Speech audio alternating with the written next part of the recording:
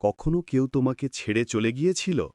তখন তুমি নিজেকে অসহায় ভেবেছিলে, সব শেষ, ভেঙে গেছি। কিন্তু না, শেষ হয়নি কিছুই। আসলে ওটা ছিল তোমার গল্পের ক্লাইম্যাক্স নয়, বরং নতুন অধ্যায়ের প্রথম পাতা। যে মানুষটা তোমাকে ছেড়ে গিয়েছে সে এখন আর তোমার অশ্রু দেখতে পাচ্ছে না, বরং সে প্রতিদিন তোমার খামোশি নীরবতা থেকে পালাচ্ছে। তোমার এই পরম নীরবতায় এখন তার সবচেয়ে কঠিন সাজা হয়ে দাঁড়িয়েছে। সে ভেবেছিল তুমি আবেগপ্রবণ হয়ে ছুটে আসবে, আকুতি জানাবে, অর্থাৎ সেই গেমটা জিতে গেছে। কিন্তু সত্যিটা হলো তুমি তাকে তার নিজের অপরাধবোধ, কৌতূহল এবং সংশয়ের এক নিশ্ছিদ্র সাইকোলজিক্যাল জেলে বন্দী করে দিয়েছ। এটাই হলো ডার্ক সাইকোলজিক্যাল কন্ট্রোল। তোমাকে কোনো নাটক করতে হবে না, প্রতিশোধ নিতে হবে না, শুধু তোমার এনার্জিটা সম্পূর্ণভাবে প্রত্যাহার করে নিতে হবে। প্রতিটি সম্পর্ক এক ধরনের সাইকিক এনার্জি এক্সচেঞ্জ বা ফিড। যখন তুমি কষ্ট পাও, কাঁদো, বারবার যোগাযোগ করার চেষ্টা করো, তখন তুমি তাকে তোমার মানসিক শক্তির যোগান দাও। এটাই তার অহংকারের জ্বালানি।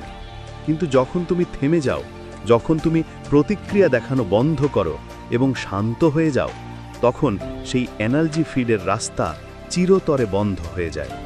আর তখনই সে অস্থির হয়ে ওঠে, কারণ সে যে ভ্যালিডেশন এবং অ্যাটেনশনে অভ্যস্ত ছিল তা হঠাৎ অস্তিত্বহীন হয়ে গেছে। এটা তার মনের মধ্যে এক গভীর শূন্যতা তৈরি করে।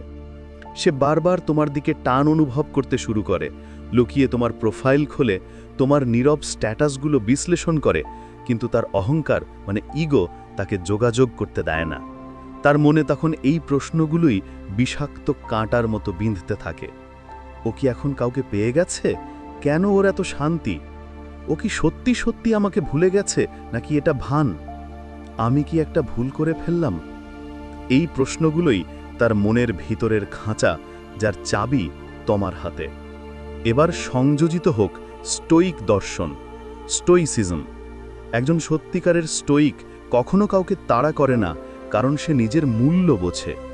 সে জানে যা তার তা কখনো তাকে ছেড়ে যেতে পারে না, যা চলে গেছে তা তার হওয়ার যোগ্য ছিল না, তাই সে সব কিছু শান্ত মনে ছেড়ে দেয়।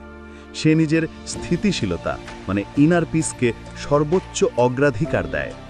তুমি যদি সত্যিই এই নিরপেক্ষ শান্তি বজায় রাখতে শেখো, তাহলে তোমার সেই নীরবতা একদিন ওর ভিতরের সব কোলাহলকে থামিয়ে দেবে। এটাই হলো চূড়ান্ত নিয়ন্ত্রণ, আল্টিমেট কন্ট্রোল। যখন তুমি রিয়্যাক্ট করা বন্ধ করো, তখন তুমি তাদের আবেগকে ব্যবহার করার ক্ষমতা নিজের হাতে নিয়ে নাও। তুমি আর ওর দয়ার পাত্র নাও। তুমি হয়ে গেছো নিজের শক্তির কেন্দ্র, অপ্রতিরোধ্য এবং দুর্ভেদ্য। এখন তোমার কাজ একটাই, নিজের ভিতর এমন এক অখণ্ড শান্তি তৈরি করা যা কারো উপস্থিতি বা অনুপস্থিতিতে টলে না। কারণ এই মানসিক শান্তি তোমার সবচেয়ে বড় অস্ত্র এবং প্রতিশোধ। যখন সে ফিরে আসবে, তখন তুমি আগের আবেগপ্রবণ মানুষটি থাকবে না। তুমি তখন এমন একজন হবে যার হাসি, যার স্থিরতা, যার নীরবতা তাকেও বাধ্য করবে বুঝতে যে তুমি এখন কেবল একজন ব্যক্তি নও, তুমি একটা পূর্ণ ব্রহ্মাণ্ড।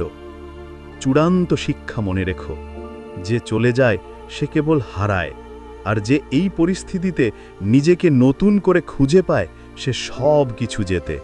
তাই আর প্রমাণ দিতে যেও না কারো কাছে।